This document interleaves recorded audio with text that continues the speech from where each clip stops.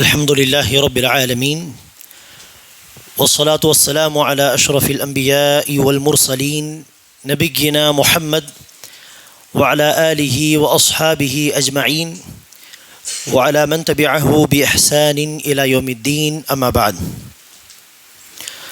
فقد قال الله عز وجل والسابقون الأولون من المهاجرين والأنصار والذين اتبعوهم بإحسان رضي الله عنهم ورضوا عنه وأعد لهم جنات تجري تحتها الأنهار خالدين فيها أبدا. கணித்திற்குரிய சகோதர சகோதரிகளே, அல்லாஹ் சுப்ஹானஹு வ தஆலா தௌபா அத்தியாயத்திலே சொல்கிறான், இஸ்லாத்தின் பக்கம் முந்திக் கொண்ட முஹாஜிர் சஹாபாக்கள் மற்றும் அன்சார் சஹாபாக்கள், மேலும் இந்த அன்சார் முஹாஜிர் சஹாபாக்களை நன்மையான விதத்தில் எவர்கள் பின்பற்றி நடப்பார்களோ, பின்தொடர்ந்து வருவார்களோ, அவர்களையும் அல்லாஹ் சுப்ஹானஹு வ தஆலா பொருந்தி கொண்டான். அவர்கள் அல்லாஹ்வை பொருந்தி கொள்வார்கள், மேலும் அல்லாஹ் அவர்களுக்காக சொர்க்கத்தை தயார் செய்து வைத்திருக்கிறான் என்று அல்லாஹ் சுப்ஹானஹு வ தஆலா நற்செய்தி சொல்கிறான். இப்படி சஹாபாக்கள், நபித்தோழர்கள் குர்ஆனில் இந்த ஒரு வசனத்தில் மாத்திரமல்ல, பல வசனங்களில், அதேபோல் ரசூல் ஸல்லல்லாஹு அலைஹி வஸல்லம் அவர்களுடைய பல ஹதீஸுகளில் சொர்க்கவாசிகள், நல்லடியார்கள் என்று நற்செய்தி சொல்லப்பட்டவர்கள், அல்லாஹ் ரசூலால் பலவிதமான சான்றுகள் வழங்கப்பட்டவர்கள் தாம் இந்த சஹாபாக்கள். அத்தகைய சஹாபாக்களை நாம் நேசிக்க கடமைப்பட்டிருக்கிறோம், கண்ணியப்படுத்த கடமைப்பட்டிருக்கிறோம். நன்மையான காரியங்களில் அவர்கள் எப்படி குர்ஆன் ஹதீஸை பின்பற்றி நடந்தார்களோ, அதே போல் அவர்களை முன்மாதிரியாக வைத்து கொண்டு நன்மையான காரியங்களை பின்பற்றி நடக்க நாம் கடமைப்பட்டிருக்கிறோம். அந்த அடிப்படையில் தான் நபித்தோழர்களுடைய சம்பவங்களையும் அதிலிருந்து நமக்கு கிடைக்கக்கூடிய படிப்பினைகளையும் நாம் தொடர் பயான் நிகழ்ச்சியாக பார்த்து வருகிறோம். அந்த வரிசையில் இன்று நாம் இன்ஷா அல்லாஹ் பார்க்க போவது ஸைத் பின் ஹாரிஸா அவர்களுடைய மகன் தொடர்பாக சில விஷயங்கள். நேற்று நாம் ஸைத் பின் ஹாரிஸா ரலியல்லாஹு அன்ஹு அவர்கள் தொடர்பாக சில தகவல்களை பார்த்தோம். இன்று அவர்களுடைய மகன், அவரும் ஒரு சஹாபிதான், அவர்களுடைய வாழ்க்கை குறிப்புகளை இன்ஷா அல்லாஹ் பார்க்கலாம். அவர்களுடைய மகன் யார்? ஸைத் பின் ஹாரிஸாவுடைய மகன் உசாமா பின் ஸைத். ஸைத் பின் ஹாரிஸாவுடைய மகன் உசாமா ரலியல்லாஹு அன்ஹு. ஸைத் பின் ஹாரிஸா அவர்கள் உம்மு ஐமன் ரலியல்லாஹு அன்ஹா அவர்களை திருமணம் முடித்தார்கள். உம்மு ஐமன் யார் என்று சொன்னால், நபிகள் நாயகம் ஸல்லல்லாஹு அலைஹி வஸல்லம் அவர்கள் பிறந்தபோது, ஆமீனா அவர்களுக்கு பிறந்தபோது பிரசவ நேரத்தில் கூட சில பெண்கள் இருப்பார்களே, அப்படி உம்மு ஐமன் ரசூலுடைய தாயாரோடு இருந்தவர்கள். அப்படி இருந்தால் யோசித்து பாருங்கள், நபிகள் நாயகம் ஸல்லல்லாஹு அலைஹி வஸல்லம் அவர்களை விட உம்மு ஐமன் குறைந்தது ஒரு 10 வயது அல்லது 15 வயது மூத்தவர்களாக தான் இருப்பார்கள். ஆமீனா அவர்களோடு அந்த நேரத்தில் இருந்து சேவைகள் செய்தார்கள் என்று சொன்னால், அவசியம் ரசூலை விட உம்மு ஐமனுக்கு 10 வயதோ அல்லது 15 வயதோ மூத்தவர்களாக தான் இருப்பார்கள். அந்த பெண்ணோடு ஸைத் பின் ஹாரிஸா திருமணம் முடித்தார்கள். ரசூலை விட ஸைத் பின் ஹாரிஸா 10 வயது சிறியவர். ரசூலுக்கு ஹதீஜா ரலியல்லாஹு அன்ஹாவுக்கு திருமணம் நடந்த பொழுது ரசூலுக்கு 25 வயது. அப்போது ஸைத் பின் ஹாரிஸா 15 வயது சிறுவர் அல்லது வாலிபர், அடிமையாக வந்தார்கள், 10 வயது சிறியவர். அப்படி இருக்க உம்மு ஐமனுக்கும் ஸைத் பின் ஹாரிஸாவுக்கும் குறைந்தது 20 to 25 வயது கேப் இருந்திருக்கும், குறைந்தது.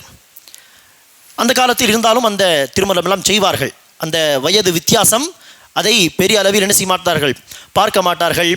ஆகவே ஸைத் பின் ஹாரிஸா அவர்கள் உம்மு ஐமன் ரலியல்லாஹு அன்ஹா அவர்களை திருமணம் முடித்தார்கள். இந்த இருவருக்கும் பிறந்தவர் தாம் உசாமா பின் ஸைத் ரலியல்லாஹு அன்ஹு. நபிகள் நாயகம் ஸல்லல்லாஹு அலைஹி வஸல்லம் அவர்கள் நபியாக்கப்பட்டு 7 வருடங்கள் கழித்து இவர்கள் பிறந்தார்கள். நபித்துவம் 7ஆம் ஆண்டு என்று சொல்லலாம். ஹிஜ்ரத்துக்கு முன்பு 7 வருடங்கள் 8 வருடங்கள் முன்பு உசாமா பின் ஸைத் அவர்கள் பிறந்தார்கள்.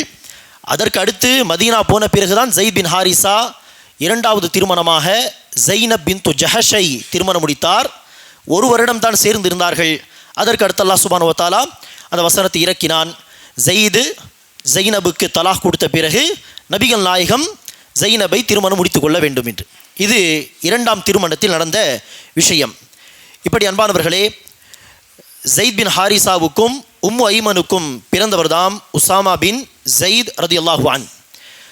மக்களில் சிலர் இந்த அறியாமை காலத்தில் குறிப்பாக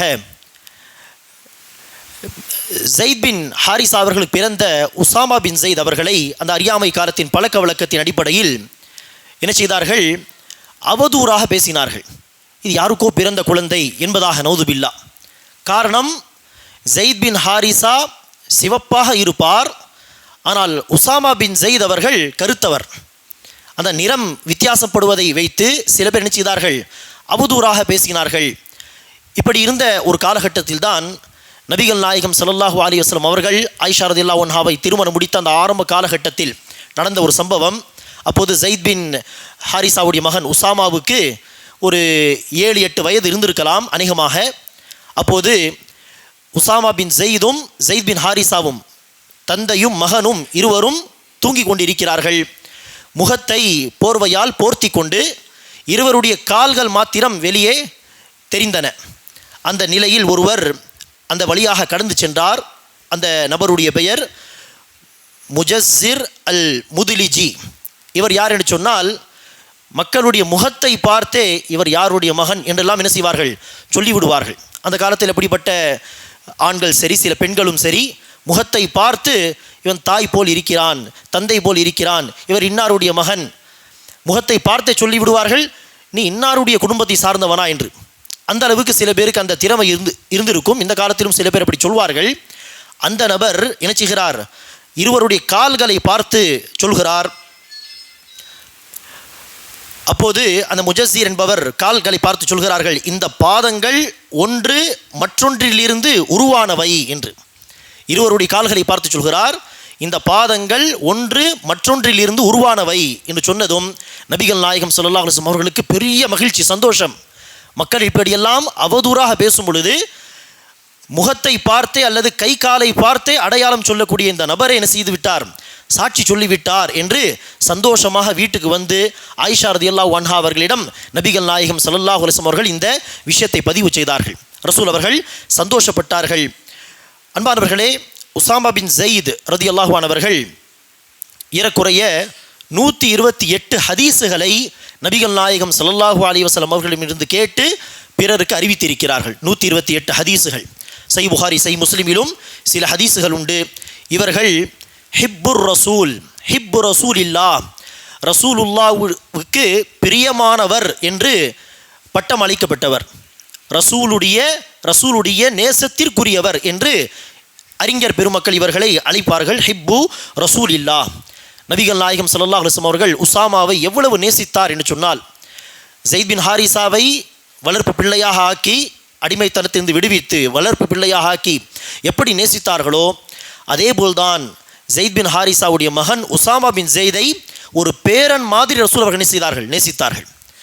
ஜெயித் பின் ஹாரிசாவை மகன் போல் பார்த்து கொண்டார்கள் என்று சொன்னால், உசாமா பின் ஜெயிதை சொந்த பேரன் மாதிரி ரசூல் அவர்கள் நேசிப்பார்கள். அதற்கான சில ஆதாரங்கள் சஹீஹ் புகாரியில் வரக்கூடிய 6003வது ஹதீஸ். அதில் உசாமா பின் ஜெயித் அவர்கள் தான் இந்த ஹதீஸை அறிவிக்கிறார்கள். கான ரசூலுல்லாஹி ஸல்லல்லாஹு அலைஹி வஸல்லம் யஅخذني فيقعدني على فخذه ويقعد الحسن على فخذه الاخرى. நபிகள் நாயகம் ஸல்லல்லாஹு அலைஹி வஸல்லம் அவர்கள் என்னை தன்னுடைய மடியில் அமர வைத்து இன்னொரு மடியில் ஹசன் பின் அலியை, தன்னுடைய பேரனை, சொந்த பேரனை அமர்த்தி விட்டு பிறகு இருவரையும் சேர்த்து ரசூல் ஸல்லல்லாஹு அலைஹி வஸல்லம் என்ன செய்வார்கள்? கட்டி அணைப்பது போல் செய்து சொல்வார்கள், அல்லாஹும்ம அர்ஹம்ஹுமா ஃபஇன்னி அர்ஹமுஹுமா. யா அல்லாஹ், இந்த இருவர் மீது அருள் செய்வாயாக, நானும் இந்த இருவர் மீது கருணை காட்டுகிறேன், நான் இந்த இரண்டு பேரையும் நேசிக்கிறேன். அதில் ஒருவர் சொந்த பேரன் ஹசன் பின் அலி, ஃபாத்திமாவுடைய மகன், இன்னொருவர் ஜெயித் பின் ஹாரிசாவுடைய மகன், வளர்ப்பு பிள்ளையுடைய மகன். ஆனால் இருவரையும் நபிகள் நாயகம் ஸல்லல்லாஹு அலைஹி வஸல்லம் அவர்கள் பேரர்களாக தான் பார்த்தார்கள். அதேபோல் தான் இன்னொரு செய்தி சஹீஹ் புகாரியில் 37-47 உசாமா பின் ஜெயித் தான் அறிவிக்கிறார். கான யஅخذஹு வல் ஹஸன் வயகூல். உசாமா பின் ஸெய்தையும் ஹசன் ரதியல்லாஹு அவர்களையும் அழைத்து இருவரையும் வைத்துக் கொண்டு ரசூல் அவர்கள் சொல்வார்கள், அல்லாஹும்ம இன்னி உஹிப்புஹுமா ஃபஅஹிப்பஹுமா, யா அல்லாஹ் நான் இந்த இருவரையும் அதிகமாக நேசிக்கிறேன், ஆகவே நீயும் இந்த இருவரை நேசிப்பாயாக என்று நபி ஸல்லல்லாஹு அலைஹி வஸல்லம் அவர்கள் அல்லாஹ்விடத்தில் பிரார்த்தனை செய்வார்கள். ஆகவே தான் அன்பானவர்களே, எல்லோரும் கேள்விப்பட்ட ஒரு சம்பவம், மஹ்சூமியா என்கிற ஒரு மஹ்சூமி கோத்திரத்தை சார்ந்த ஒரு பெண்மணி, அந்த பெண்ணுடைய பெயர் ஃபாத்திமா, அவர்கள் திருடி விட்டார்கள். அப்போது நபி ஸல்லல்லாஹு அலைஹி வஸல்லம் அவர்கள் திருட்டுக்கான தண்டனையை அறிவித்து விட்டார், ஃபாத்திமாவுடைய கை வெட்டப்பட வேண்டும் என்று. ஆனால் அந்த ஃபாத்திமா என்கிற பெண்மணி மஹ்சூமி கோத்திரத்தை சார்ந்தவள். அந்த கோத்திரம், அந்த குடும்பம் செல்வாக்குள்ள குடும்பம் என்கிற அடிப்படையில் சில சஹாபாக்கள் என்ன செய்தார்கள், குறைஷியர்கள் நபி ஸல்லல்லாஹு அலைஹி வஸல்லம் அவர்களிடத்தில் சிபாரிசு செய்து எப்படியாவது அந்த பெண்ணை காப்பாற்றலாமே என்று அவர்கள் முயற்சித்தார்கள். அப்போது என்ன பேசிக்கொண்டார்கள், நபி ஸல்லல்லாஹு அலைஹி வஸல்லம் அவர்களிடம் சென்று ரசூல் தன்னுடைய முடிவை மாற்ற வேண்டும் என்று பேசுவதற்கு யாருக்கும் தைரியம் கிடையாது, உசாமா பின் ஸெய்தை தவிர. அப்போது யோசித்து பாருங்கள், நபி ஸல்லல்லாஹு அலைஹி வஸல்லம் அவர்களுக்கு உசாமா பின் ஸெய்த் எவ்வளவு நெருக்கமாக இருந்திருப்பார், ரசூல் அவர்கள் எவ்வளவு உசாமா பின் ஸெய்த் மீது தன்னுடைய அன்பை காட்டியிருப்பார், எவ்வளவு செல்லமாக வளர்த்திருப்பார். தைரியமாக உசாமா பின் ஸெய்த் ரசூலிடம் சென்று இதை எடுத்து சொல்ல வேண்டும் என்று சொன்னால், உசாமா பின் ஸெய்தை குறைஷ் சஹாபாக்கள் அழைத்து சொன்னார்கள். அவரும் நினைச்சிதார் ரசூலிடம் வந்து, யார் ரசூலல்லாஹ் ஃபாத்திமாவுடைய கையை வெட்ட வேண்டாமே என்று சொல்ல நபி ஸல்லல்லாஹு அலைஹி வஸல்லம் அவர்கள் கோபப்பட்டார்கள். கோபப்பட்டு சொன்னார்கள், அல்லாஹுடைய சட்டத்தை அமல்படுத்துவதிலே யாரும் தலையிடக்கூடாது. இந்த ஃபாத்திமா மஹ்சூமி கோத்திரத்தை சார்ந்த ஃபாத்திமா என்ன, லவ் சரகத் ஃபாத்திமத்து பின்து முஹம்மதின் லகதஅது யதஹா, முஹம்மதுடைய மகள் ஃபாத்திமாவே திருடி இருந்தாலும் இதே சட்டம்தான், ஃபாத்திமாவுடைய கை வெட்டப்பட்டு இருக்கும் என்று நபி ஸல்லல்லாஹு அலைஹி வஸல்லம் அவர்கள் சொன்னார்கள். உசாமா பின் ஸெய்துடைய சிபாரிசை நபி ஸல்லல்லாஹு அலைஹி வஸல்லம் அவர்கள் ஏற்றுக்கொள்ளவில்லை.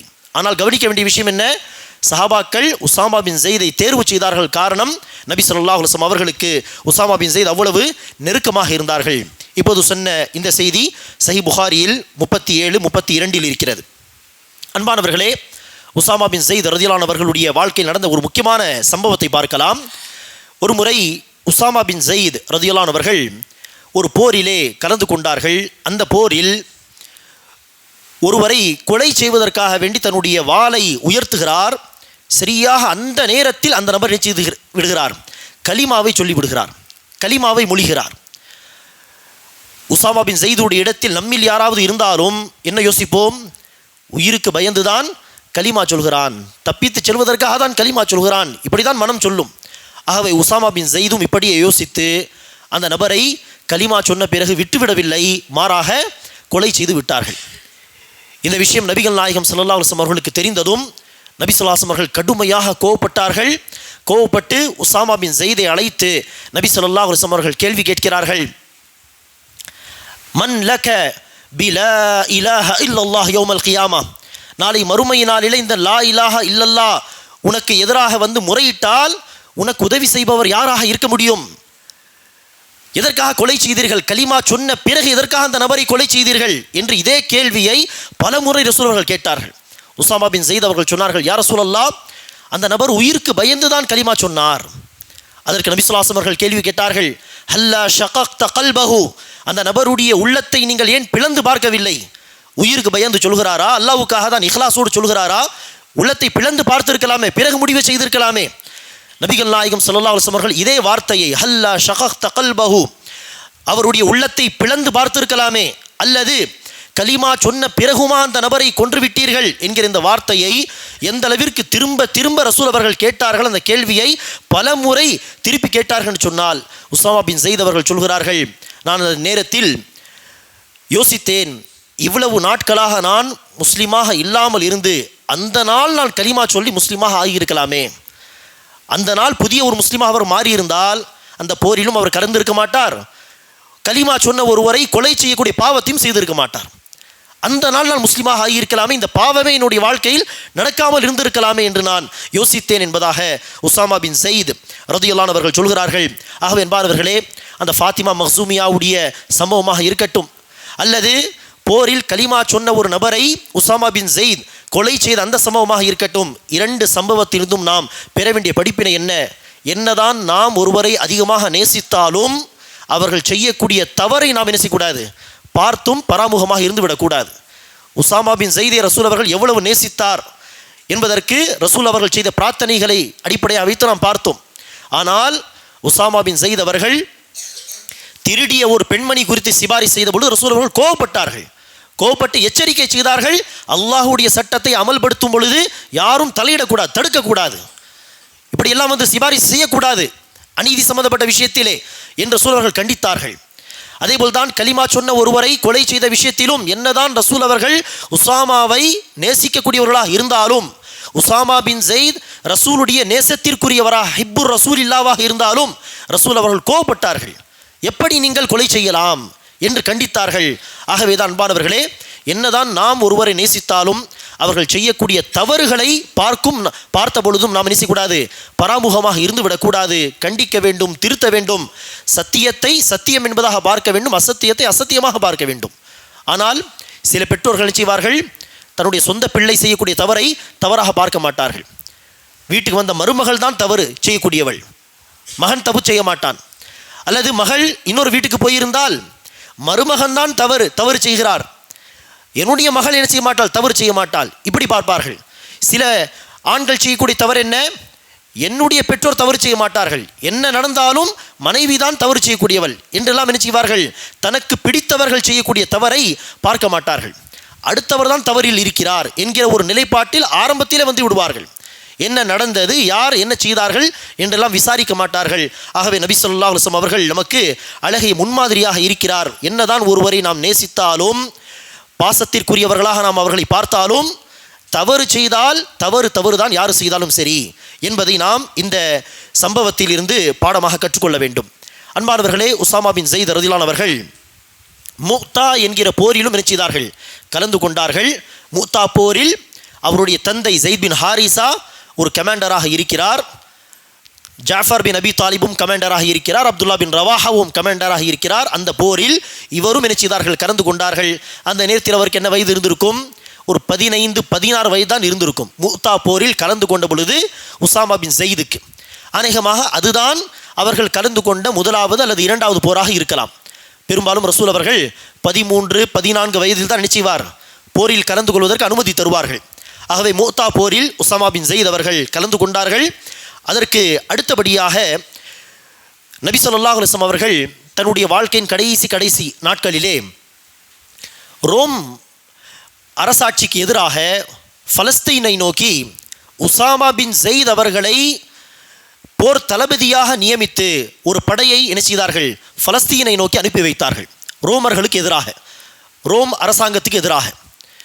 காரணம், அவ்வப்போது அந்த ரோமர்கள் என்ன செய்வார்கள், முஸ்லிம்களை எதிர்த்து போர் தொடுப்பார்கள்.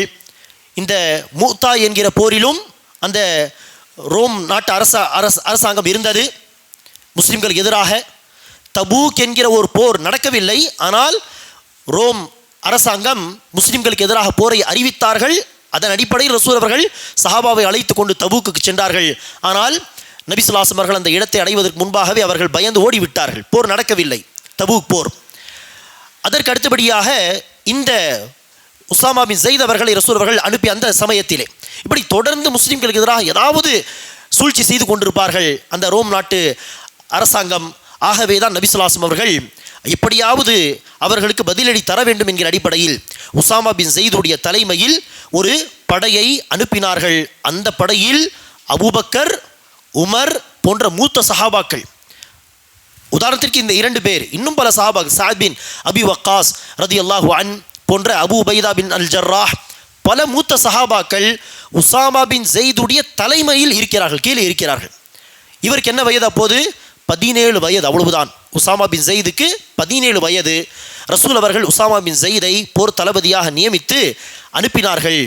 அந்த நேரத்தில் சில சஹாபாக்கள், இவர் வயதில் குறைந்தவராக இருக்கிறார், இவருக்கு கீழ் பெரிய பெரிய மூத்த சஹாபாக்கள், அபூபக்கர் உமருடைய தாடியெல்லாம் நிறைமுடி கொண்டதாக இருக்கிறது, அவர்கள் உசாமா பின் ஸைத் என்கிற ஒரு இளைஞருக்கு கீழே இருக்க வேண்டுமா? வயதில் குறைந்தவரை ஒரு கமாண்டராக நியமிப்பது சரியா என்கிற அடிப்படையில் நபிகள் நாயகம் ஸல்லல்லாஹு அலைஹி வஸல்லம் அவர்களிடத்தில் வந்து இந்த விஷயத்தை சொன்னார்கள். அதற்கு நபி ஸல்லல்லாஹு அலைஹி வஸல்லம் அவர்கள் சொன்னார்கள், உசாமா பின் ஸைதுடைய தலைமைத்துவத்தை பற்றி நீங்கள் குறை காணக்கூடியவர்களாக இருந்தால் இதற்கு முன்பு ஸைத் பின் ஹாரிசாவை நான் தலைவராக நியமித்த பொழுதும் இப்படி தான் நீங்கள் பேசினீர்கள், அவரையும் எதற்காக நியமிக்கிறீர்கள் என்பதாக தான் நீங்கள் பேசினீர்கள். ஆனால் எப்படி நான் ஸைத் பின் ஹாரிசாவை நேசித்தேனோ அவருக்கு பிறகு நான் உசாமாவையும் நேசிக்கிறேன், அதே போல் தலைமைத்துவத்தின் தகுதி இந்த இருவருக்கும் இருக்கிறது என்பதாக சொல்லி நபி ஸல்லல்லாஹு அலைஹி வஸல்லம் அவர்கள் அனுப்பி வைத்தார்கள். அப்படி சில சஹாபாக்கள் வயது குறைந்தவராக இருக்கிறாரே என்கிற அடிப்படையில் எடுத்து சொன்னார்களே ஒழிய நபி ஸல்லல்லாஹு அலைஹி வஸல்லம் அவர்களுடைய முடிவுக்கு எதிராக வந்து நிற்க வேண்டும் என்பது அவர்களுடைய நோக்கமாக கண்டிப்பாக இருந்திருக்காது. இப்படி நபி ஸல்லல்லாஹு அலைஹி வஸல்லம் அவர்கள் அனுப்பி வைத்தார்கள். ஆனால் அவர்கள் புறப்பட்டு சில நாட்களில் மதீனாவை விட்டு அதிகம் தூரமாக போகவில்லை. அதற்குள் உம்மு ஐமன் ரதியல்லாஹு அன்ஹா தன்னுடைய மகனுக்கு உசாமா பின் ஸைதுக்கு நபி ஸல்லல்லாஹு அலைஹி வஸல்லம் அவர்களுடைய உடல்நிலை மிக மோசமாக இருக்கிறது என்கிற தகவலை சொல்லி அனுப்பினார்கள். கிளம்பி போன உசாமா பின் ஸைத் உடனே திரும்பி வந்து விட்டார்கள்.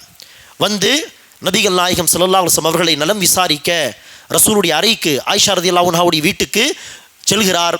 உள்ளே நுழைந்து சென்ற பொழுது பார்க்கிறார், நபி ஸல்லல்லாஹு அலைஹி வஸல்லம் அவர்களால் எழுந்து உட்காரக்கூட முடியவில்லை, வாய் திறந்து பேசக்கூட முடியவில்லை. உசாமா பின் ஸைத் வந்த பிறகு நபி ஸல்லல்லாஹு அலைஹி வஸல்லம் அவர்கள் வானத்தை நோக்கி கையை உயர்த்தினார்கள். பிறகு உசாமா பின் ஸைத் மீது தன்னுடைய கையை வைத்து ஏதோ படித்தார்கள். உசாமா பின் ஸைத் அவர்கள் சொல்கிறார், எனக்காக ரசூல் அவர்கள் துவா செய்து கொண்டிருந்தார்கள் என்பதை நான் புரிந்து கொண்டேன். பாருங்கள், அவ்வளவு உடல்நிலை சரியில்லாமல் இருந்த போதிலும் நபி ஸல்லல்லாஹு அலைஹி வஸல்லம் அவர்கள் உசாமா பின் ஸைதுக்காக அந்த நேரத்தை என்ன செய்கிறார்கள், துவா செய்கிறார்கள். இப்படித்தான் ஒவ்வொரு பெற்றோரும் என்ன செய்வார்கள், உடல்நிலை சரியில்லாமல் இருக்கும் பொழுது, குறிப்பாக மரண தருவாயில் இருந்தால் தன்னுடைய பிள்ளைகளுக்காக உபதேசம் செய்வார்கள், துவா செய்வார்கள். அல்லது பேரம் பேத்தி சின்னவர்களாக இருந்தால் தன்னுடைய பிள்ளைகளை அழைத்து என்ன செய்வார்கள், பேரம் பேத்தியை நல்ல விதத்தில் பார்த்துக் கொள்ளுங்கள் எல்லாம் வசியத் செய்வார்களா இல்லையா? அந்த விதத்தில் நபி ஸல்லல்லாஹு அலைஹி வஸல்லம் அவர்கள் உசாமா பின் ஸைதை அழைத்து என்ன செய்கிறார், கை உயர்த்தி துவா செய்கிறார். அவருடைய தோல் பூஜத்தின் மீது கையை வைத்து உசாமா பின் ஸைதுக்காக துவா செய்தார்கள். துவாவுடைய வார்த்தைகள் கேட்க முடியவில்லை. ஆனால் உசாமா பின் ஸைத் சொல்கிறார், எனக்காக ரசூல் அவர்கள் துவா செய்தார்கள் என்பதை நான் புரிந்து கொண்டேன். பிறகு அடுத்த நாள் அல்லது அடுத்த நாள் நபி ஸல்லல்லாஹு அலைஹி வஸல்லம் அவர்கள் முற்பகல் நேரத்தில் வஃபாத் ஆகிவிட்டார்கள். அதற்கு பிறகு அபூபக்கர் சித்திக் ரலியல்லாஹு அன்ஹுடைய ஆட்சி வந்தது. அபூபக்கர் சித்திக் ரலியல்லாஹு அன்ஹு அவர்கள் ஆட்சியில் அமர்ந்ததும் முதலாவதாக செய்த காரியம்தான் உசாமா பின் ஸைதுடைய படையை மீண்டும் பலஸ்தீனுக்கு அனுப்புவது. இந்த முடிவை எடுத்த பொழுது சில சஹாபாக்கள் வந்து அபூபக்கரை சந்தித்து பேசுகிறார்கள். குறிப்பாக உமர் பின் ஹத்தாப் வந்து சொன்னார்கள், இந்த நேரத்தில் சுற்றி பல பேர் கிராமப்புறத்தில் இருக்கக்கூடிய பலர் இஸ்லாத்தை விட்டு வெளியேறி கொண்டு இருக்கிறார்கள், முர்த்ததாகி கொண்டு இருக்கிறார்கள். நபிகள் நாயகம் வஃபாத்தாகி விட்டார் என்கிற செய்தியை கேட்டதும் கலிமா சொன்ன பல பேர் கிராமப்புறத்தில் உள்ளவர்கள் இஸ்லாத்தை விட்டு வெளியேறி கொண்டிருந்தார்கள். அந்த நேரத்தில் அபூபக்கர் இந்த முடிவை எடுக்கிறார், இந்த படை பலஸ்தீனுக்கு போக வேண்டும் என்று. அப்போது உமர் பின் ஹத்தாப் வந்து சொன்னார்கள், இந்த ஃபித்னாவை எதிர்கொள்வதற்கு நமக்கு ஆட்களுடைய பலம் தேவை. இந்த நேரத்தில் நீங்கள் இந்த படையை அனுப்ப வேண்டாமே, சில காலங்கள் கழித்து நாங்கள் அனுப்பலாமே என்று சொல்ல அபூபக்கர் அவர்கள் சொன்னார்கள், இல்லை, எந்த படையை நபிகள் நாயகம் தன்னுடைய வஃபாத்துக்கு முன்பு பலஸ்தீனை நோக்கி அனுப்பினார்களோ கண்டிப்பாக அதற்கு ஒரு பெரிய நோக்கம் இருக்குமா இல்லையா ரசூலுடைய உள்ளத்திலே. பலஸ்தீனுக்கு எதிராக, பலஸ்தீனில் அந்த ரோமாபுரிக்கு எதிராக அனுப்பினார்கள் சொன்னால், ஆகவே அந்த படையை நானும் நிச்சயமாக அனுப்புவேன். மேலும் தலைவரும் அந்த போர் தளபதியும் உசாமா பின் ஸைத் தான் இருப்பார், அவரையும் நான் மாற்ற மாட்டேன் என்று தன்னுடைய முடிவில் அவர்கள் உறுதியாக இருந்தார்கள். உறுதியாக இருந்து உசாமா பின் ஸைதுடைய படையை மீண்டும் தயார் செய்து அனுப்பி வைத்தார்கள். எந்த அளவிற்கு என்றால், மதீனாவுக்கு வெளியே சென்று அபூபக்கர் சித்திக் ரலியல்லாஹு அன்ஹு அவர்கள் உசாமா பின் ஸைத் வாகனத்தின் மீது அமர்ந்திருக்கிறார். அபூபக்கர் சித்திக் ரலியல்லாஹு அன்ஹு அவர்கள் அந்த வாகனத்தின் கயிறை பிடித்து கொண்டு என்ன செய்தார்கள், மதீனாவுக்கு வெளியே சென்று அவர்களை வழி அனுப்பி வைத்து வந்தார்கள். அதே நேரத்தில் கவனிக்க வேண்டிய ஒரு விஷயம் என்ன, உசாமா பின் ஸைதிடம் அபூபக்கர் சித்திக் ரலியல்லாஹு அன்ஹு அவர்கள் ஒரு கோரிக்கை வைக்கிறார். உங்களுடைய படையில் நபிகள் நாயகம் ஸல்லல்லாஹு அலைஹி வஸல்லம் அவர்கள் என்னையும் அனுப்பியிருந்தார், உமர் பின் ஹத்தாபையும் அனுப்பியிருந்தார். இப்போது நான் ஆட்சியில் இருக்கிறேன், ஹலீஃபாவாக இருக்கிறேன், ஆகவே என்னால் வர முடியாது. அதே நேரத்தில் எனக்கு பக்கபலமாக ஒருவர் தேவைப்படுகிறார், உமர் பின் ஹத்தாப் தான் அதுக்கு பொருத்தமானவர். ஆகவே எனக்கு சப்போர்ட்டாக உமர் பின் ஹத்தாப் கூட இருக்க வேண்டும், மஷ்வரெல்லாம் தருவதற்கு. ஆகவே உங்களுடைய படையில் அவர்கள் வர முடியாது, அவர்கள் மதீனாவில் என்னோடு இருப்பதற்கு நீங்கள் அனுமதி தருவீர்களா என்று போர் தளபதியாக அவர்கள் இருந்த காரணத்தினால் அபூபக்கர் சித்திக் ரலியல்லாஹு அன்ஹு அவர்கள் 61 வயது பெரியவர், 17 வயது வாலிபரிடம் என்ன செய்கிறார்கள், அனுமதி கேட்கிறார்கள். உமர் பின் ஹத்தாபை இங்கே மதீனாவில் இருப்பதற்கு நீங்கள் அனுமதி தருவீர்களா எனக்கு பக்கபலமாக, எனக்கு சப்போர்ட்டாக மஷூரா தருவதற்கு அவர் தேவைப்படுகிறார் என்று அனுமதி கேட்டு உசாமா பின் ஸைத் அனுமதி தந்த பிறகுதான் உமர் பின் கத்தாப் என்ன செய்தார்கள், அந்த படையிலிருந்து பின்தங்கி இருந்தார்கள். அடுத்து அந்த படையை அனுப்பி வைத்தார்கள். அல்ஹம்துலில்லாஹ் அந்த படை பலஸ்தீனுக்கு போன பிறகு அல்லாஹ் சுப்ஹானஹு வ தஆலா ரோமாபுரி அரசுக்கு எதிராக இந்த படைக்கு பெரிய வெற்றியை கொடுத்தான். ரோமர்கள் தோல்வி அடைந்தார்கள். இதை குறித்து அந்த மக்கள் பரவலாக பேசினார்கள். முகம்மது இறந்து போன பிறகு இந்த முஸ்லிம்கள் பலவீனம் அடையவில்லை, இன்று கூட அவர்கள் பலசாலிகளாக தான் இருக்கிறார்கள். பாருங்கள், முகம்மது வஃபாத்தான பிறகும் கூட ஒரு சின்ன படை, அந்த காலத்தில் இருந்த சூப்பர் பவர் ரோம் நாட்டு அரசர் அந்த படையையே தோற்கடித்து விட்டது என்று பரவலாக பேசினார்கள். மீண்டும் முஸ்லிம்களுக்கு எதிராக ஒரு பயம், ஒரு தாக்கம் மக்களுடைய உள்ளத்தில் ஏற்பட்டது. ஆகவே பாருங்கள், நபிகள் நாயகம் எடுத்த முடிவும் சரி, அதனை பின்தொடர்ந்து அபூபக்கர் எடுத்த முடிவும் சரி, எவ்வளவு சரியாக இருந்தது என்று அதனுடைய தாக்கத்தை மக்கள் உணர்ந்தார்கள் அடுத்த காலங்களிலே. இப்படி அன்பானவர்களே, இந்த சம்பவம் நமக்கு தரக்கூடிய மிகப்பெரிய படிப்பினை அமீருக்கு கட்டுப்படுவது. 17 வயது வாலிபர் தான்.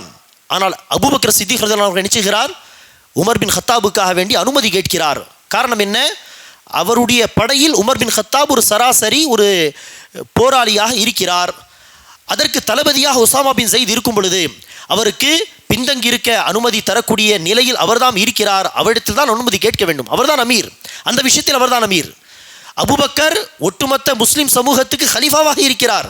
ஆனால் அந்த படைக்கு உசாமா தான் அமீர் என்கிற அடிப்படையில் அந்த அமீருக்கு கட்டுப்பட்டு என்ன செய்கிறார்கள், தனக்காகவும் சரி உமருக்காகவும் சரி அனுமதி கேட்கிறார்கள். ஆகவே அமீருக்கு கட்டுப்பட்டு நடக்க வேண்டும் என்கிற படிப்பினை நாம் பெற வேண்டும். நபிகள் நாயகம் ஸல்லல்லாஹு அலைஹி வஸல்லம் அவர்கள் ஒரு ஹதீஸில் சொல்கிறார்கள், லவ் தஅம்மர அலைக்கும் அப்துன் ஹபஷியுன், உங்களுக்கு மேல் இருக்கக்கூடிய அமீருக்கு நீங்கள் கட்டுப்பட வேண்டும்.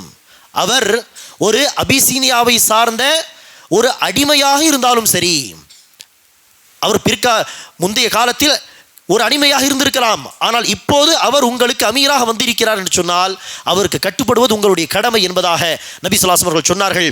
அந்த கட்டளைக்கு ஏற்பதான் அபூபக்கர் சித்திக் ரலியல்லாஹு அன்ஹு அவர்கள் இந்த விஷயத்தில் நடந்து கொண்டார்.